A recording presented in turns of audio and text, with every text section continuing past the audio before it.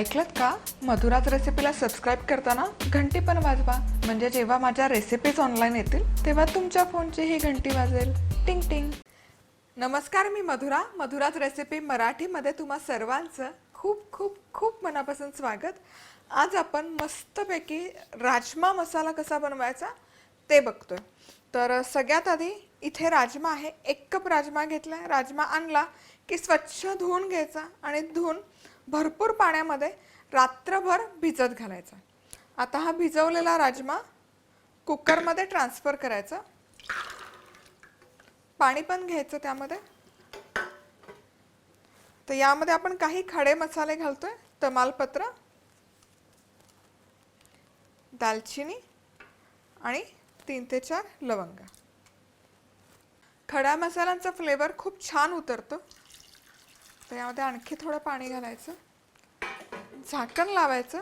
हाय हीटवर 1 शिट्टी काढून घ्यायची. 1 शिट्टी काढून झाली की हीट मीडियम ठेवायची आणि मीडियम हीटवर आणखी एक 6 ते 7 शिट्ट्या काढून घ्यायच्या. चला तर मग आता आपला राजमा शिजवून होतो तोवर आपण टोमॅटो प्युरे करूयात, म्हणजे पुढची मसाल्याची तयारी करूयात. तर सगळ्यात आधी ब्लेंडर जारमध्ये इथे मी 3 मीडियम साईजचे टोमॅटो घेतलेत. मोठे मोठे पीस कट करून घेतलेत, कारण एनिवेज आपल्याला हे मिक्सरमध्ये फिरवून घ्या. यामध्ये 3 ते 4 लसूण पाकळ्या, आलं थोडंसं जास्त घालूयात, आल्याचे तुकडे आणि हिरवी मिरची. आता हिरवी मिरची इथे मी एकच घालते, कारण मला खूप तिखट नाही करायचा हा राजमा मसाला. मुलांना आवडतो माझ्या, म्हणून मग मी कमी घालते. आणि मिक्सरमध्ये छान याची स्मूथ एकदम प्युरी करून घ्यायची. इथे टोमॅटो प्युरी बनवून तयार आहे. आणि त्याचबरोबर इथे राजमाही व्यवस्थित शिजलेला आहे. येस, चेक करूया. छान असा मऊ झालाय, तुम्ही बघू शकता. मला थोडासा ओव्हरकुक झालेला राजमा आवडतो, म्हणून मग मी जास्त शिट्ट्या काढून घेते. आता काय करूयात, आता अर्थातच आपल्याला फोडणी द्यायची आहे, फोडणी घालायची. तर इथे मी तूप घेतलंय, डालडा घेतलाय, कारण आपण ढाबा स्टाईल जरा याला टच देतो, त्यामुळे मग इथे डालडा वापरला. इथे तुम्ही 2 ते 3 चमचे तुमचं रेग्युलर वापरातलं तेल वापरलं, काहीच हरकत नाही. किंवा साजूक तूपही घेऊ शकता, किंवा मग सगळ्यात जास्त छान मोहरीच्या तेलाची पण चव मस्त उतरते राजमामध्ये, तेही तुम्ही वापरू शकता. चला तर मग इथे तूप छान असं गरम झालेलं आहे. यामध्ये सगळ्यात आधी अर्धा चमचा जिरं घालायचं, त्यानंतर बारीक चिरलेला कांदा आणि अर्थातच नेहमीप्रमाणे मस्त असा सोनेरी रंग येईपर्यंत कांदा हा आपण फ्राय करून घेणार आहोत. आणि या ठिकाणी एक 4 ते 5 मिनिट कांदा मस्तपैकी भाजून घेतलाय आणि तुम्ही बघू शकता छान असा मऊ झालाय कांदा. हलकासा सोनेरी रंग यायला सुरुवात झालेली आहे. आता आपण यामध्ये टोमॅटो प्युरी घालूयात.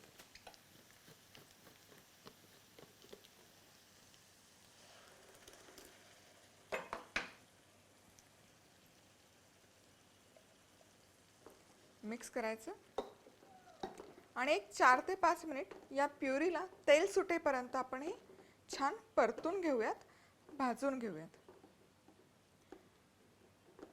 आता या ज्या सगळ्या रेसिपीज आहेत, या रेसिपी रिलेटेड आणखी जे काही मजा असते ती तुम्हाला इंस्टाग्रामवर बघायला मिळेल. मी बिहाइंड द सीन तिथे पोस्ट करत असते इंस्टाग्राम स्टोरीजला, किंवा बाहेर आउटडोर जे काही खात असेल त्याच्या स्टोरीज पण अपडेट करत असते. तर तुम्ही, किंवा क्विजेस असतात छान छान, तर तुम्ही मला नक्की इंस्टाग्रामला फॉलो करा, खाली लिंक देत आहे. आणि त्याचबरोबर फेसबुकलाही तुम्ही लाईक करू शकता. त्यामुळे फेसबुकच्याही आणि इंस्टाच्याही पोस्ट, तुम्ही ज्या पर्सनल पोस्ट असतात त्या मिस नाही करणार. तर आणि त्याचबरोबर हा जो व्हिडिओ बघताय तिथे खाली तुम्हाला सबस्क्राईबचं आयकॉन दिसेल, त्यावर नक्की क्लिक करा.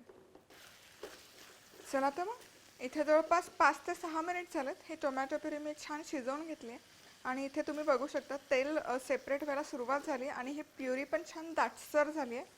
आता आपण यामध्ये उरलेले मसाले घालूयात. तर एक मोठा चमचा धनेपूड थोडीशी जास्त लागते, छोले मसाला असो, राजमा मसाला असो. त्यानंतर 1 चमचा गरम मसाला, एक पाव चमचा आमचूर पावडर नसेल नाही घातली काहीच हरकत नाही, आणि लाल तिखट एक चमचाभर. आता इथे हे माझं आहे मधुराज रेसिपीचं म्हणून वापरते, हेच वापरलं पाहिजे असं की नाही, घरातलं कुठलंही लाल तिखट तुम्ही वापरू शकता. आणि हे जे मधुराज रेसिपीचे मसाले आहेत, हे जर तुम्हाला ऑर्डर करायचे असतील तर लिंक खाली डिस्क्रिप्शन बॉक्समध्ये आहे, तुम्ही जाऊन तिथे नक्की ऑर्डर करू शकता. आता हे मिक्स करून आणखी 1-2 मिनिट फक्त आपण हे सगळं एकत्र शिजवून घेऊया. भारी फ्लेवर खूप छान येतोय या मसाल्याचा, आणि छान कन्सिस्टन्सी पण आलेली आहे. वाटण न करता त्याला जी कन्सिस्टन्सी लागते मसाल्यासाठी ती परफेक्ट आलेली आहे.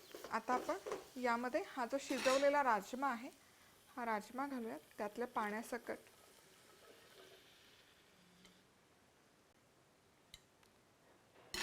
थोडंसं आणखी पाणी घालते कन्सिस्टन्सी ॲडजस्ट करण्यासाठी. मीठ घालूयात चवीपुरतं. मिक्स करून घ्यायचं.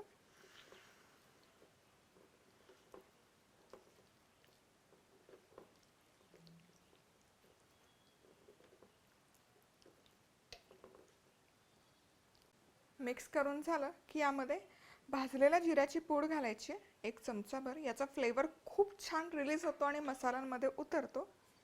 मिक्स करूया आणि हे सगळं आपण एकत्र आणखी 4 ते 5 मिनिट शिजवून घेऊयात, म्हणजे हे जे मसाले आहेत याचे सगळे फ्लेवर राजमामध्ये छान उतरतील. चला तर मग राजमा मसाला इथे मस्तपैकी 7 ते 8 मिनिट मीडियम हीटवर शिजवून घेतलाय, उकळून घेतलाय रादर. मस्त दिसतोय. कन्सिस्टन्सी बघा ग्रेव्हीची किती सुरेख आली आहे, आणि रंग तर अफलातून आहे आणि फ्लेवर जबरदस्त आहे. कसा खायचा हा राजमा मसाला? राजमा मसाला अर्थातच भाताबरोबर खूप छान लागतो. राजमा चावल असं म्हणतात. हवा असेल तर तुम्ही रोटी वगैरे बरोबरही खाऊ शकता, पण मी तुम्हाला राजमा भाताबरोबरच नक्की खाऊन बघा. तर आज वेळात वेळ काढून तुम्ही ही रेसिपी पाहिल्याबद्दल तुम्हा सर्वांचे खूप खूप खूप मनापासून धन्यवाद. पुन्हा भेटूयात अशाच एका छानशा चमचमीत रेसिपीबरोबर. तोपर्यंत मस्त राहा, खुश राहा, आनंदी राहा, आणि सगळ्यात महत्त्वाचं खात राहा.